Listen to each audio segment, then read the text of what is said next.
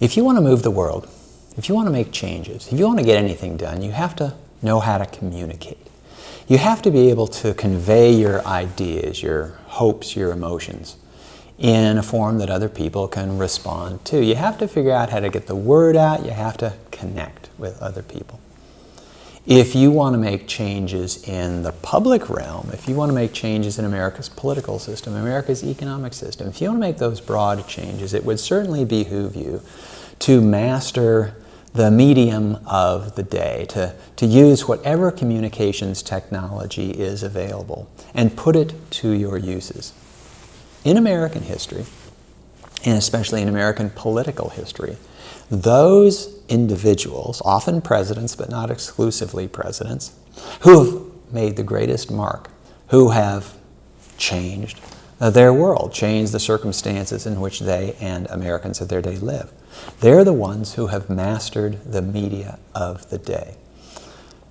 A quick rundown on the different media, especially I'll focus on mass communications media, because if you're in politics, it's not enough simply to write a nice letter to somebody else. It can be a very persuasive letter, but one-on-one doesn't get you where you need to go.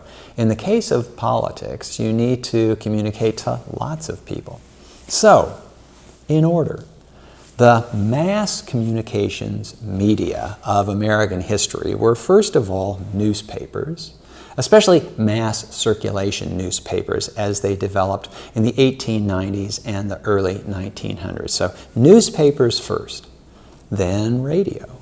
Radio was invented sort of in the 1890s, but it didn't become broadly used. It didn't become broadcast until really the 1920s. The 1920s is when it catches on, and it's the principal mode of mass communications, until it's supplanted by television, the third technology, in the 1950s and especially the 1960s. And TV ruled the airwaves for decades. And only very recently has television been displaced by the internet, in particular social media. And there's one that I'll focus on when I get to the end of the talk today. And I'm going to discuss how each of these media, in its turn, was mastered by a particular individual, or in at least one case, two individuals, who, or maybe three, who identified its possibilities and put them to use. So, mass circulation newspapers. These were newspapers that were published typically in big cities at first, smaller cities caught on later. And they were made possible by new machines, new printing presses that could print at high speeds and in large volume. They were very expensive, but they could churn out newspapers by the tens of thousands, by the hundreds of thousands. And what they did was to revolutionize the newspaper industry. Before this time, newspapers had been supported primarily by subscriptions. So you paid a certain amount of money per month or per year, and you would have the newspaper delivered to you. And that was fine, but one of the things it did, though, is it limited the circulation of newspapers to those people who could or would afford to pay the subscription price. It was less possible, much less possible, to buy just one issue at a time. With the development of the new technology and the new presses, they could print out lots and lots of papers. They had to print out lots and lots of papers, and they had to sell lots and lots of papers. But the secret to selling lots and lots of papers was to sell them below the cost of production. So you would, let's say it cost 5 cents to print up a newspaper. It might cost 10 cents to print up a newspaper, and all the stuff that went into it. So the reporting, the typesetting, all this other stuff, the printing, the distribution. Let's say it cost 10 cents to produce a newspaper, the New York World or the New York Journal. These two big papers in the 1890s. And let's say it cost 5, 6, 7, 8, 10 cents to produce one of these. They were sold on the street for a penny. It was sometimes called the penny press. How did they do it? How do you sell a product like this for less than it costs you to produce it? and still make a profit. And they did make a profit. These were profitable enterprises. How do you do it? Well, maybe you know something about the newspaper business, or at least the old newspaper business, or maybe you know something about television, or maybe you know something about radio, or maybe you know something about Facebook or Twitter or other things. What you do is, how does YouTube support itself? Well, they do sell some subscriptions essentially, but for the most part they support themselves by the sale of advertisements. Google is an example of a company, essentially an industry sector, that supports itself almost entirely by advertisements. So when you Google something, it doesn't cost you anything, but in fact somebody has paid to show their ads on the side or up front or wherever it might be. So the pioneers in this field were the mass circulation newspapers of the 1890s and the beginning of the 20th century.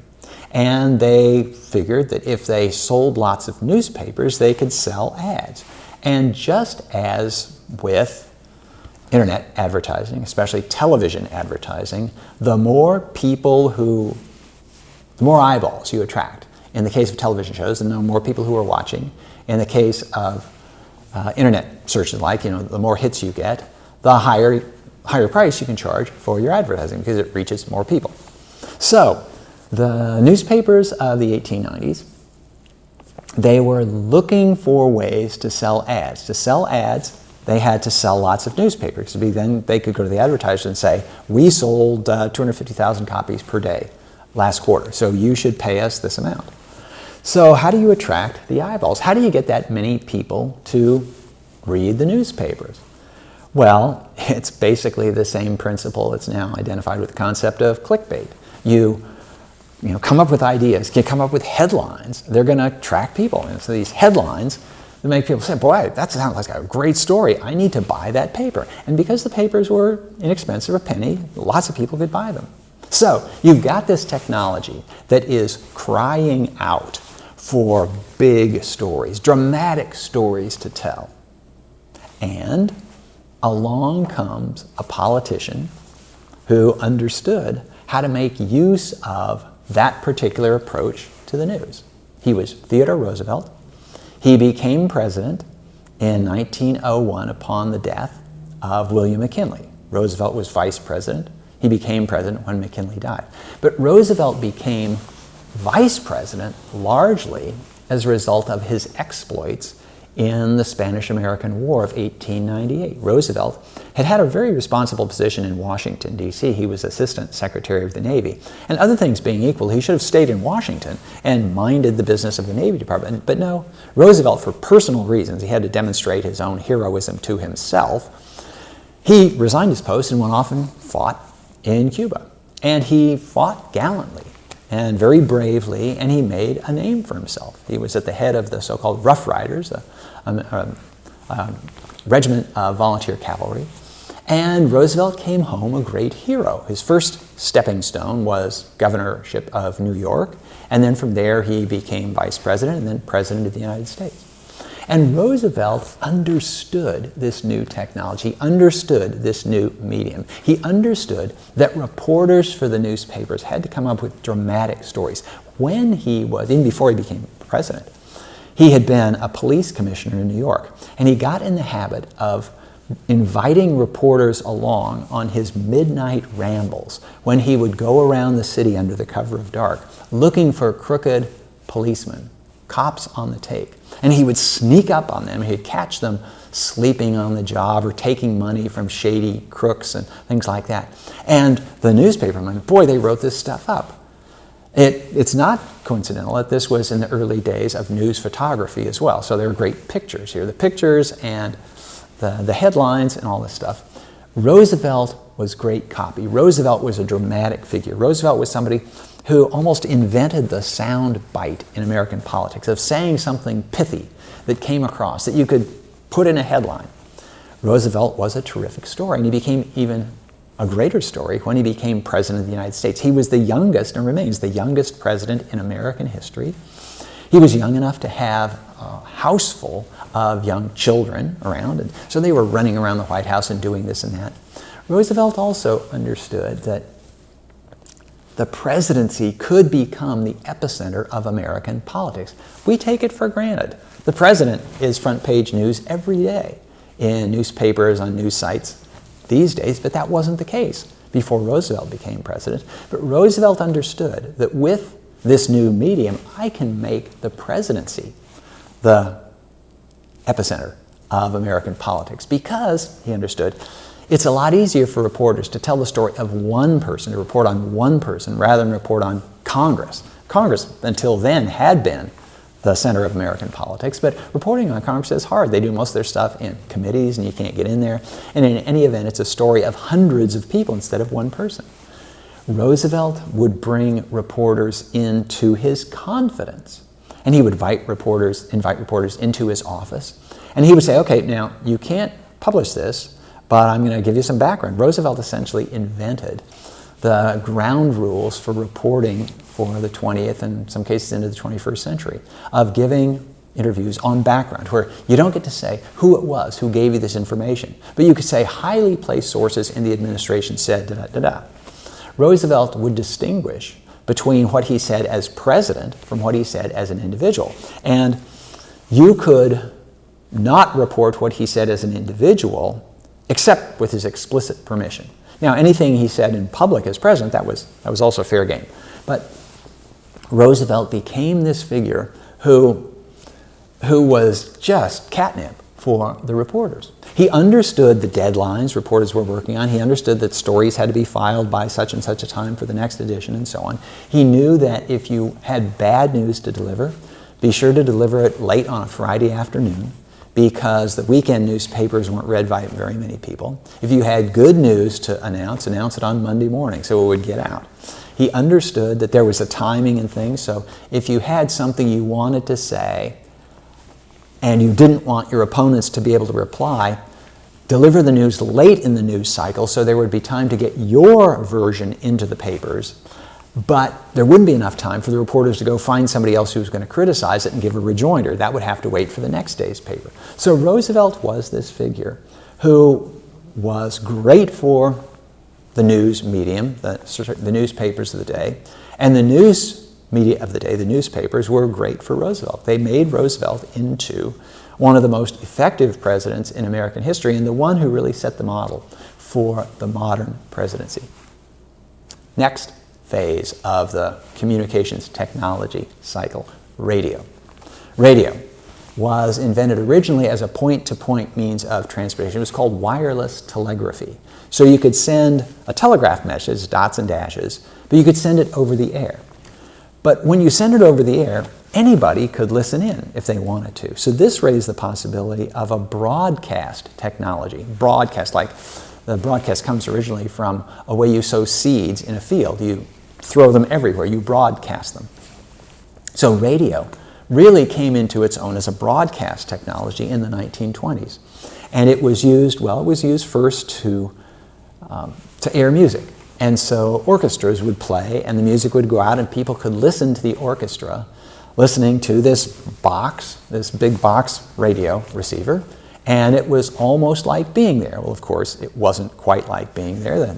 The sound quality wasn't as good, but people got used to it, the way people get used to listening to music that sounds best at an outdoor concert with huge amplifiers on their earbuds. You know, you just kind of get used to it. Anyway, so, and sports events were broadcast, and so there were a couple of big heavyweight boxing matches, championship fights in the 1920s that drew huge crowds.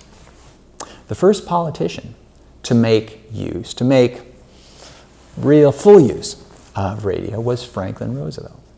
And just as Theodore Roosevelt, his fifth cousin once removed and then uncle by marriage, Franklin Roosevelt having married Eleanor Roosevelt, Theodore Roosevelt's niece, Franklin Roosevelt, like Theodore Roosevelt, understood this new medium and understood the potential of this new medium.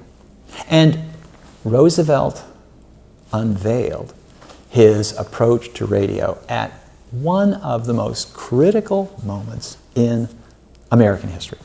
It's the winter of 1933.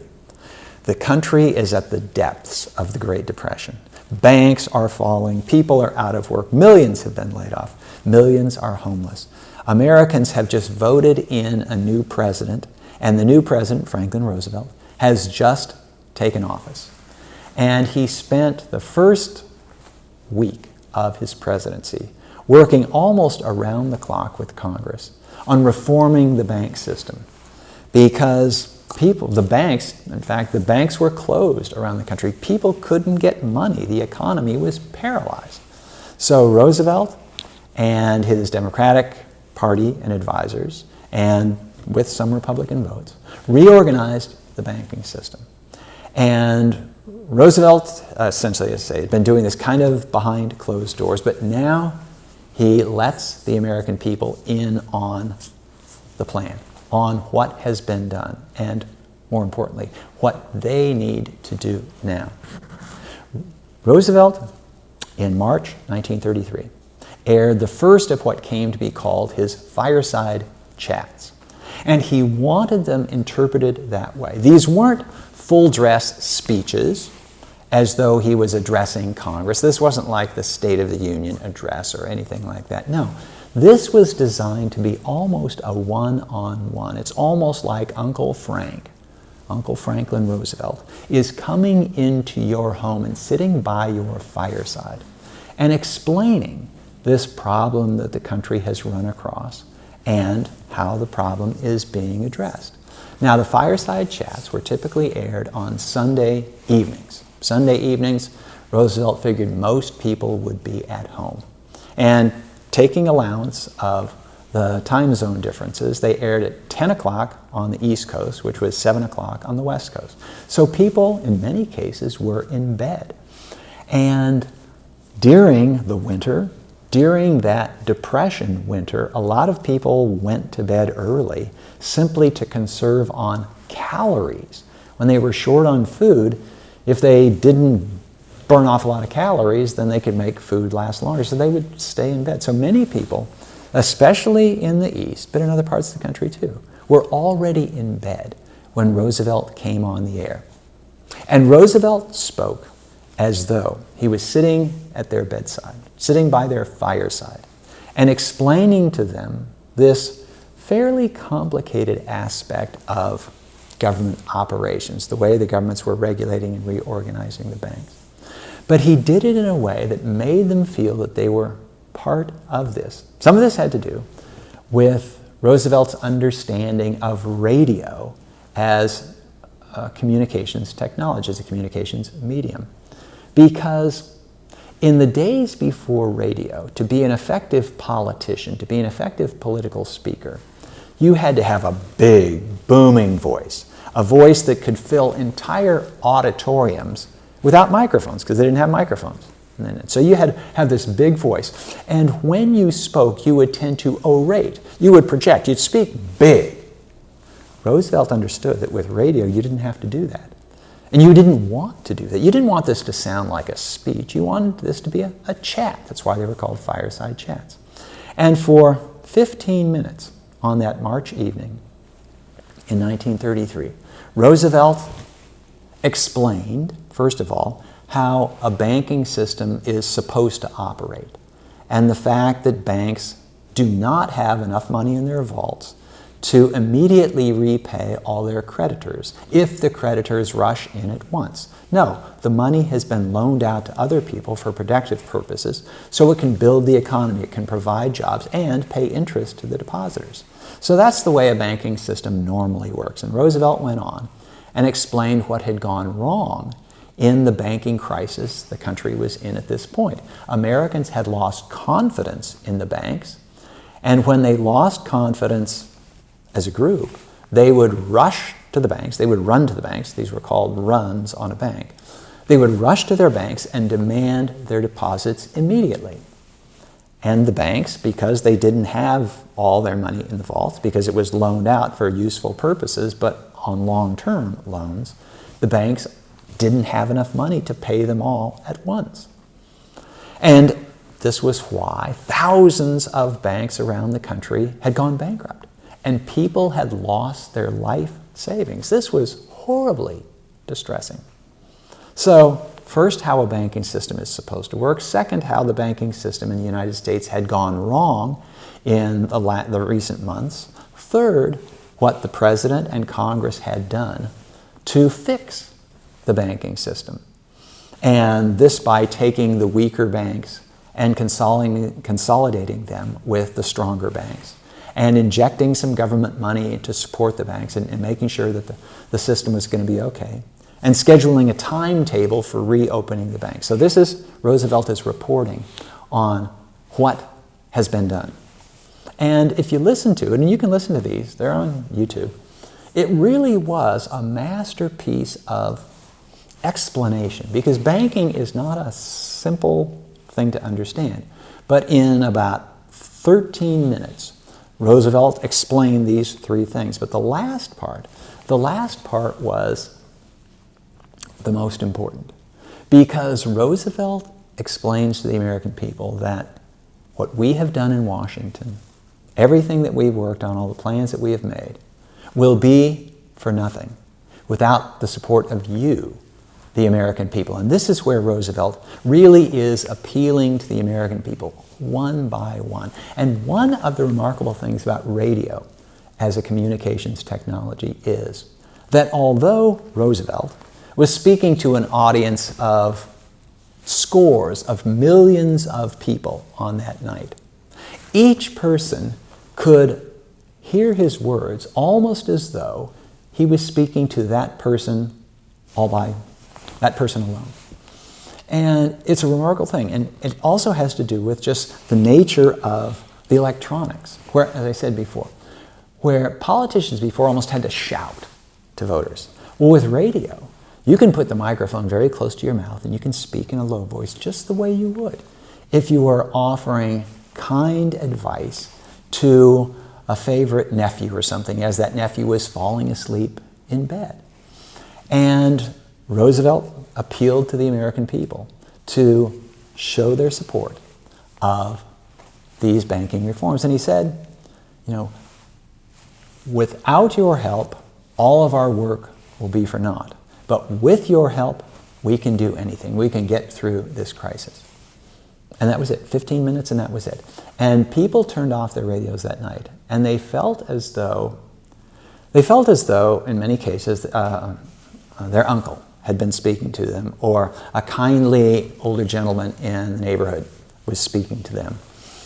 And they felt a kind of connection they hadn't felt before. They felt as though the government in Washington cared about them.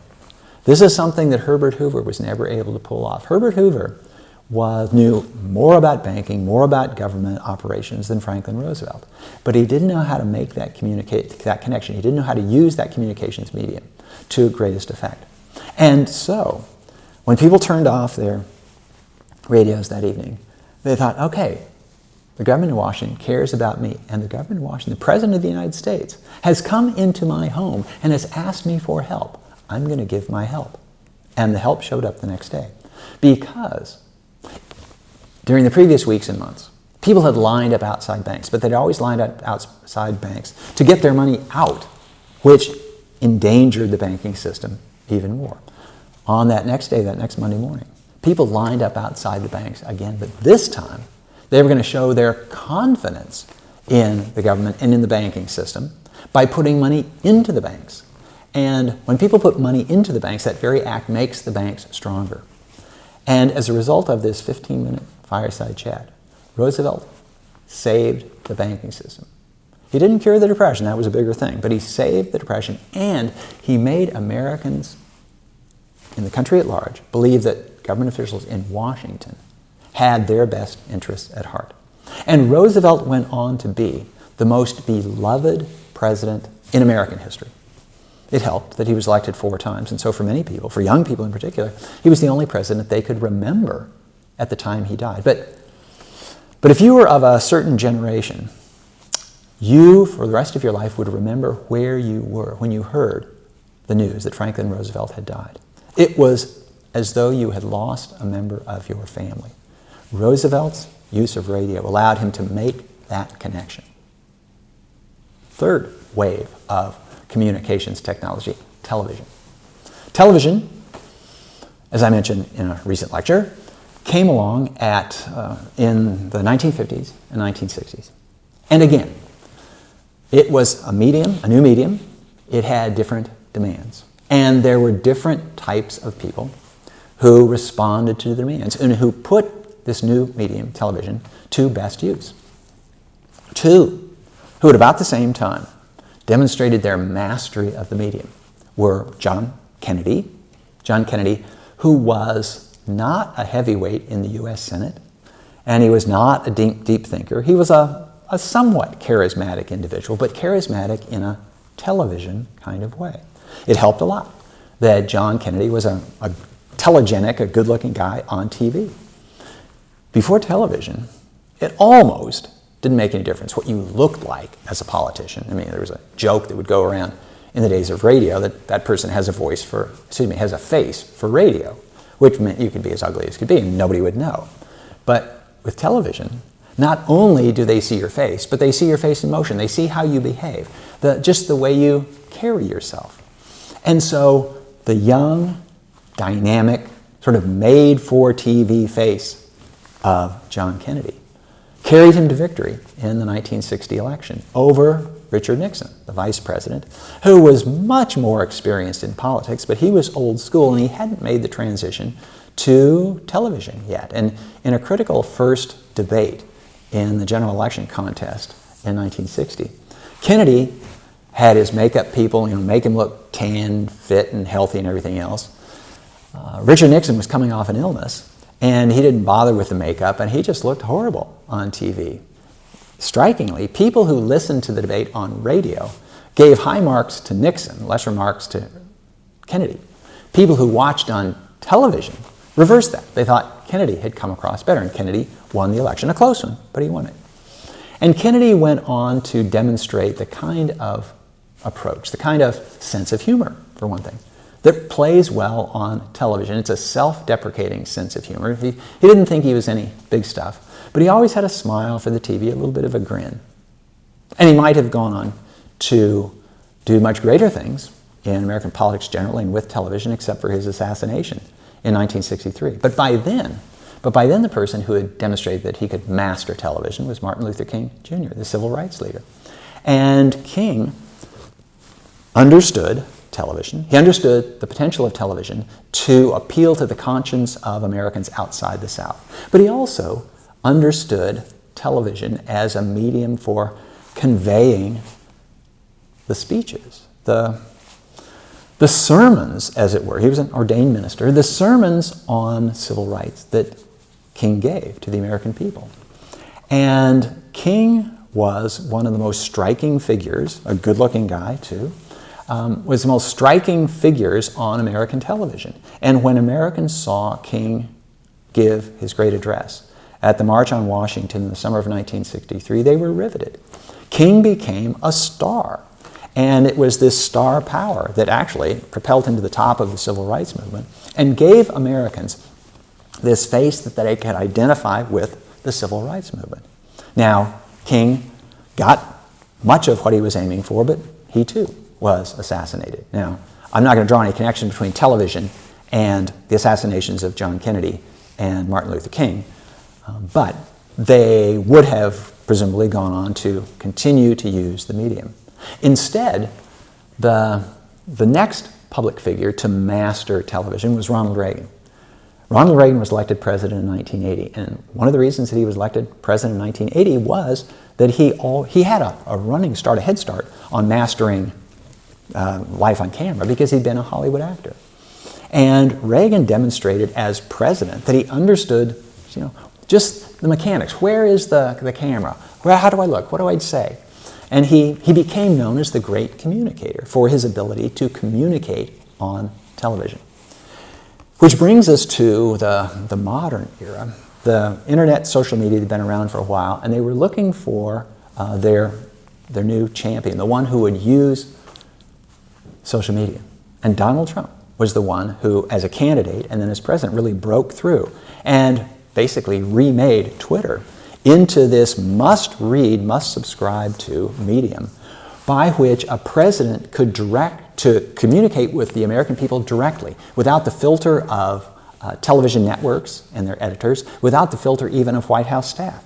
And so President Trump became famous or notorious for these midnight, late night tweets where even the staff didn't know what was going on. He'd just tweet out what he wanted. And it was enormously effective in getting his message across, especially to his supporters. But he became the center of attention, much as Theodore Roosevelt had been. So where will communications technology go? As in so much else in history, you'll just have to see.